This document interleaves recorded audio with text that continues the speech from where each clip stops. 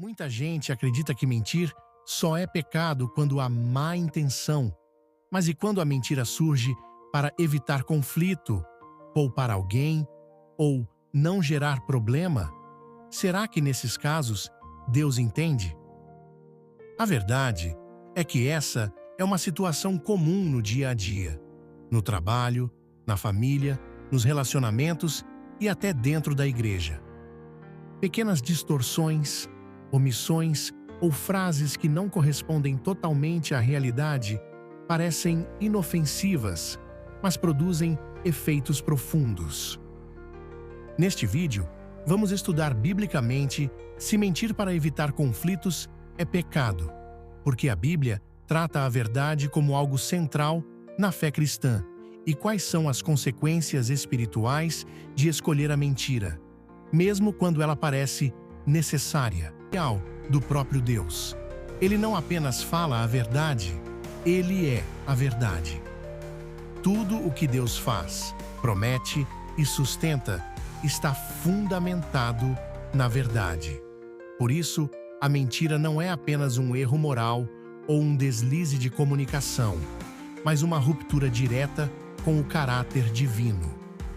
Jesus afirma que a mentira tem origem no diabo, a quem ele chama de pai da mentira. Essa afirmação é forte e intencional. Ela mostra que não existe neutralidade nesse campo. Ou se anda na verdade, ou se coopera, ainda que indiretamente, com a falsidade. Quando alguém mente para evitar conflitos, a intenção geralmente parece justificável. A pessoa quer evitar discussões, proteger relacionamentos, poupar sentimentos ou impedir consequências imediatas. No entanto, biblicamente, Deus nunca avalia apenas a intenção, mas também o caminho escolhido. A Escritura não apresenta a mentira como instrumento legítimo para gerar paz. Pelo contrário, ela ensina que a paz verdadeira nasce da justiça, da verdade e da retidão.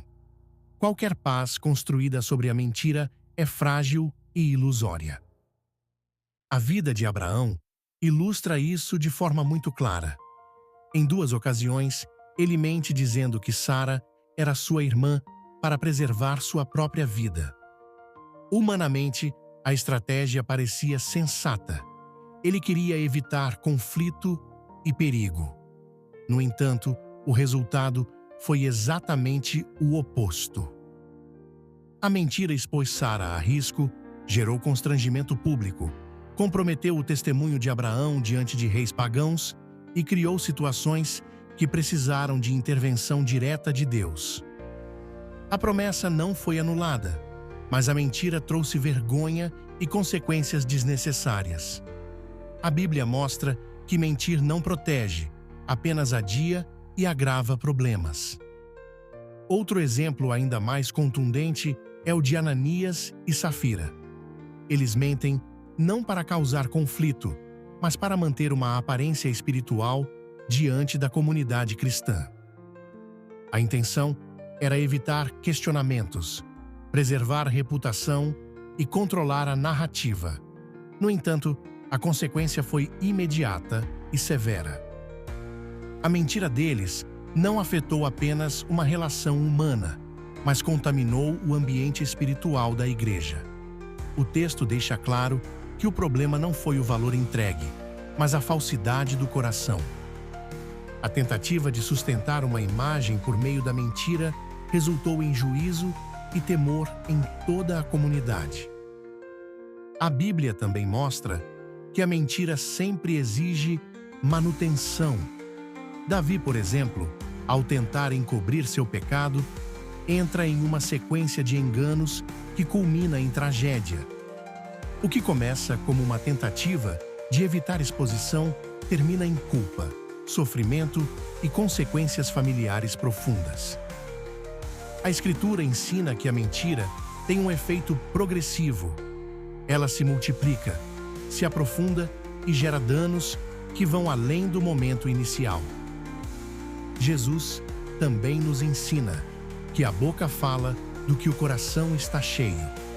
Isso significa que mentir para evitar conflitos revela algo mais profundo do que uma escolha momentânea. Revela medo de confrontar a verdade, insegurança, desejo de controle e dificuldade de confiar que Deus pode agir mesmo em situações difíceis. Em vez de lidar com o conflito de forma honesta e madura, a pessoa escolhe um atalho que compromete sua integridade espiritual. O apóstolo Paulo orienta a igreja a falar a verdade em amor, deixando claro que a alternativa bíblica à mentira não é agressividade, mas maturidade. Falar a verdade exige coragem, sabedoria e dependência de Deus. Evitar conflitos não significa mentir, mas aprender a comunicar a verdade com graça, no tempo certo e com o coração alinhado ao amor cristão. Além disso, as consequências práticas da mentira são inevitáveis. Ela corrói a confiança, enfraquece relacionamentos, cria ambientes de suspeita e destrói vínculos que levam anos para serem reconstruídos. Uma vez que a confiança é quebrada, a verdade passa a ser questionada. O que começou como uma tentativa de evitar conflito acaba produzindo isolamento emocional, desgaste espiritual e rupturas profundas. Portanto, a Bíblia deixa claro que mentir, mesmo com boas intenções, nunca é inofensivo. Ela sempre produz consequências espirituais, emocionais e relacionais. A maturidade cristã não está em fugir de conflitos por meio da mentira, mas em enfrentar a realidade à luz da verdade, confiando que Deus sustenta, protege e honra aqueles que escolhem a integridade, mesmo quando isso custa mais no início. Que esse estudo nos ajude a avaliar nossas palavras, nossas intenções e, principalmente, nosso coração diante do Senhor.